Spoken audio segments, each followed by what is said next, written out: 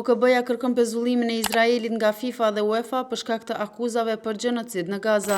Ekspertë të pavarur të Kombeve të Bashkuara me mandat nga Këshilli i të Drejtave të Njerëzit i OKB-s i kanë bërë thirrje organizatave më të larta të futbollit botror FIFA dhe UEFA që të ndërmarrin veprime të menjëhershme për të pezulluar Federatën Izraelite të Futbollit. Sipas deklaratës së tyre, ky veprim është një përgjigje domosdoshme ndaj gjenocidit të vazhdueshëm dhe shkeljeve të rënda të së drejtës ndërkombëtare në rripin e Gazës. Ekspertët nënvizuan se komuniteti ndërkombëtar nuk mund të qëndrojë i heshtur përballë dhunës masive dhe pasojave katastrofike që po përjeton populli palestinez. FIFA dhe UEFA kanë një precedent të qartë. Në vitin 2022 ata pezulluan Federatën Ruse të Futbollit pas nisjes së agresionit në Ukrainë. Prandaj ka një standard që duhet zbatuar në mënyrë të drejtë dhe të njëjtë për të gjitha shtetet që kryejnë krime lufte apo shkelje të rënda të së drejtës ndërkombëtare, thanë ekspertët e OKB-s. Një numër i madh lojtarësh, trajnerësh dhe ish futbollistësh të njohur kanë ngritur zërin kundër dhunës në Gaza.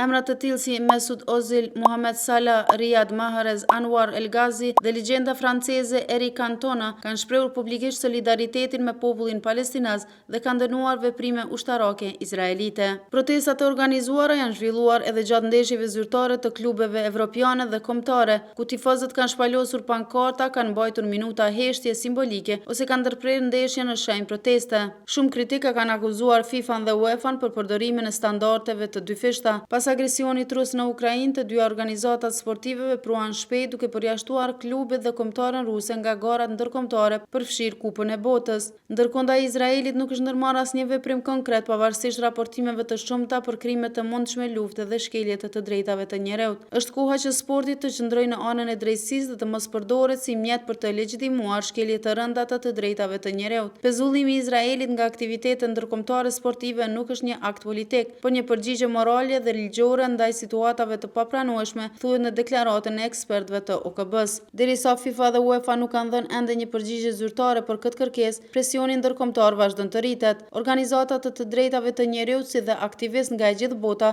po kërkojnë që sporti të mos jetë indiferent ndaj tragjedive njerëzore. Nëse një veprim i tillë ndodh, do të ishte një precedent tjetër i rëndësishëm në marrëdhëniet midis sportit dhe politikës globale, duke theksuar fuqinë që ka futbolli për të ndikuar në çështje të drejtësisë dhe barazisë ndërkombëtare.